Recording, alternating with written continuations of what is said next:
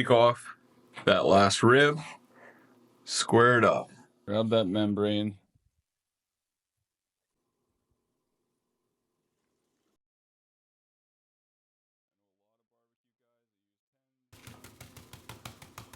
I just kind of pat it like that. Where I missed a couple spots, you just want to make sure you get it. I like making my own rubs because you can get color like that. You can see on our rubs here, our rubs on the outsides, that will go through the whole rib. Once it's been about 15 minutes and you've taken the time to do it right. Boat, no wrap. Let's see what's better. Our foil boat wrap.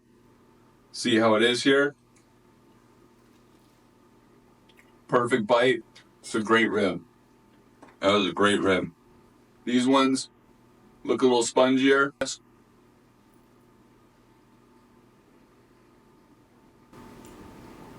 I don't think that's a question.